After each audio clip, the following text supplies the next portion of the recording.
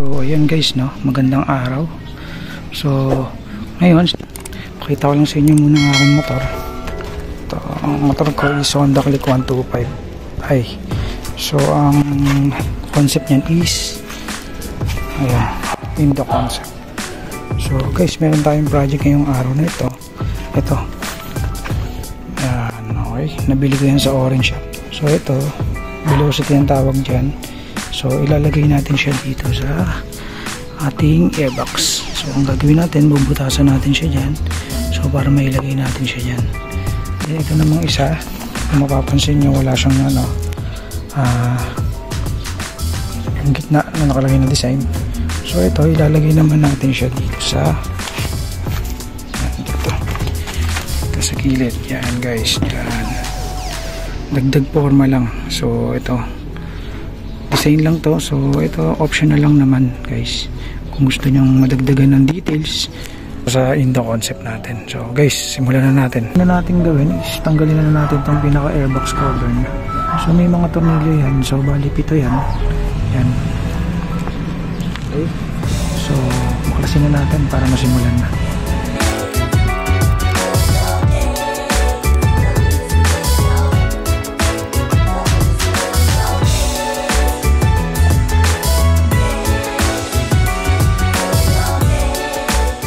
So ayun guys, no, ito naman yung babaklasin natin. Kailangan natin ito baklasin para mabutasan natin na mas maayos. So tanggalin muna natin itong upuan gamit itong 10mm.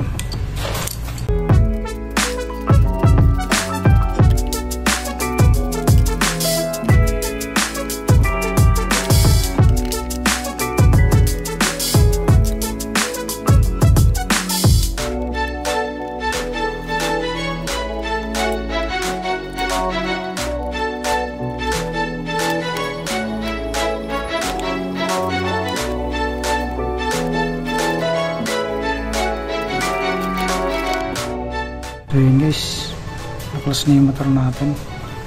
So ito na yung mga binaklas natin. Itong pinaka side fairings dito sa may inner, and then itong airbox cover. So butasan na natin siya para may lagyan natin itong dalawang velocity. Okay, simulan na natin butasan. So ito yung gagamitin natin pambutas, yung pambutas ng doorknob.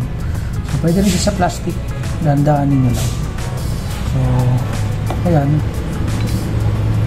sukat na sukat siya sa ating velocity, sukat niya. So yung iba, yung walang gantong special tools, so barena, ang ginagamit nila is soldering iron. So mano-mano nilang binubintos yan.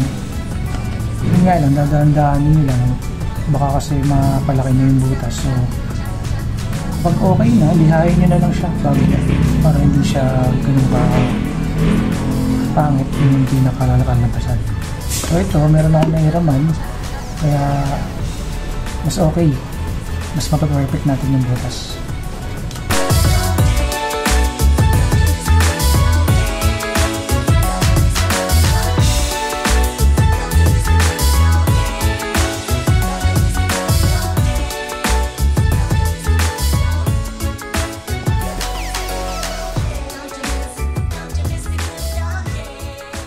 Mapapansin nyo, mas pinokus ko yung sa gitna. Binulugan ko siya dun sa pinaka point. Kasi dun sa point na yan is meron naman tayong guide. So ilalagay lang natin siya dito sa ating pambutas. So yan. Itan lang natin yan. So gagamit tayo ng pipet. So yan, makikita nyo meron tayong guide. Kapag once na yung dot na yun, nung ginuwitan natin, yung binatasan na, tuloy-tuloy na yan. At yung pinaka bubutasan niya lang is kung ano lang yun nandun sa saktong range niya dahil meron tayong guide. So, ngayon kakabit na natin ito sa barela. Make sure lang nagsitan nyo yung pinaka para hindi gumalaw yung pinaka, hindi siya umiwalay o kumalas. So, yan dito sa barela.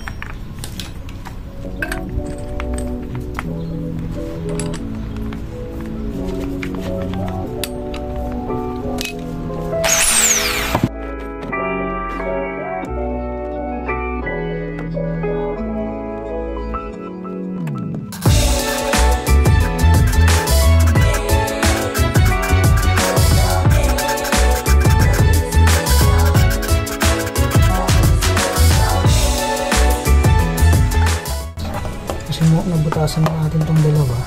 So simulan natin linisin yung mga excess ditong plastic gamit tong blade cutter. Okay.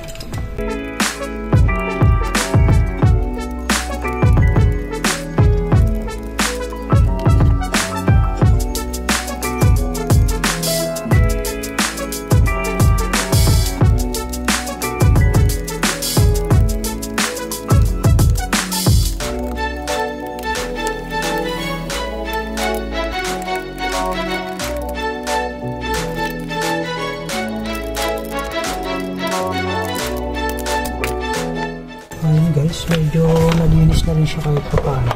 So ito, naisipan ko gumamit ng liha para mas ma-plane natin yung pinakang butas. So para maganda.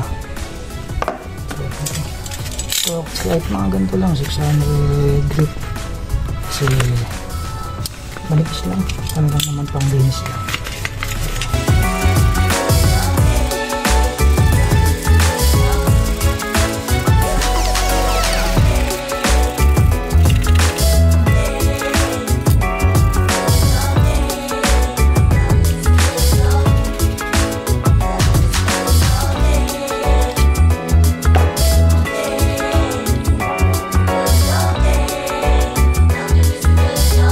Okay guys, ito na yung binutas natin, nalihan na rin natin, tapos nalinis na rin natin yung mga gilid.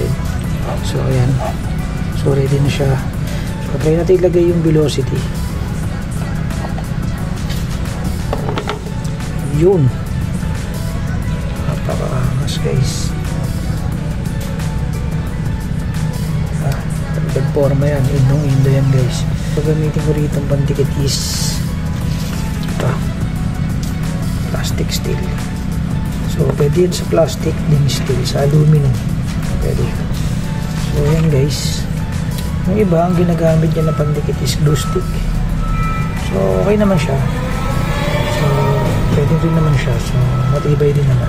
Pero sa akin, ang naisipan ko is ito para lang mas matibay. Nabili ko lang din sa orange. So ayan guys, ito naman, so dikit na natin.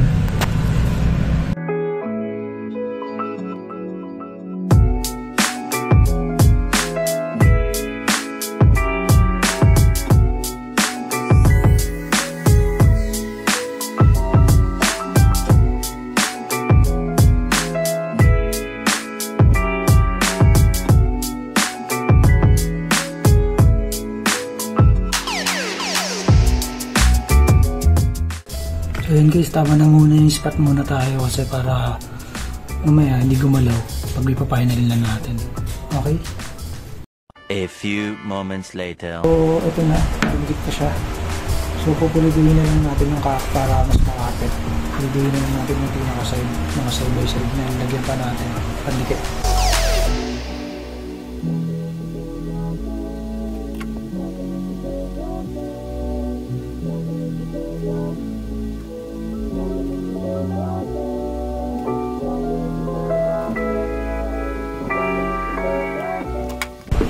Okay na guys, ayun na, nadikitan na natin ng marami. So patuyuin na lang natin. Dagdag ko lang pala guys, no? Kung kanina pinagtabasan yun ng player, so hindi sa pinakalikod, kung yung tatapon kasi pwede natin gamitin itong pantakip kasi butas yan.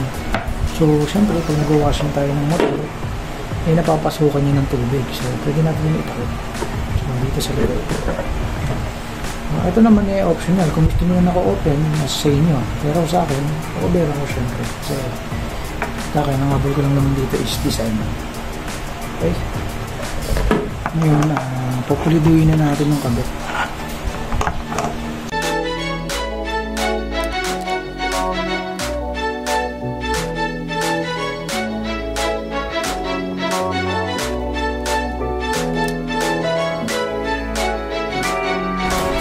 So ayan guys, nalagyan na natin.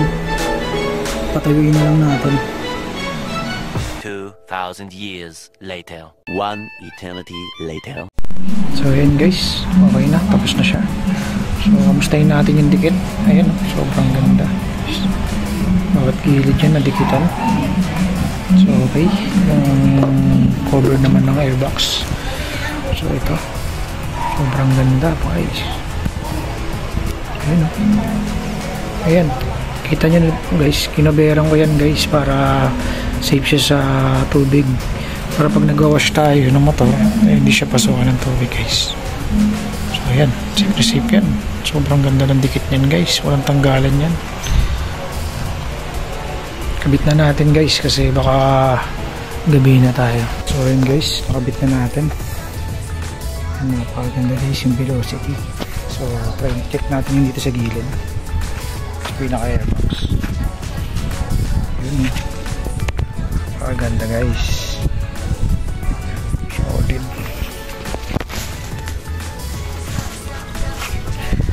Bigyan na natin yan ng kapirasong montage.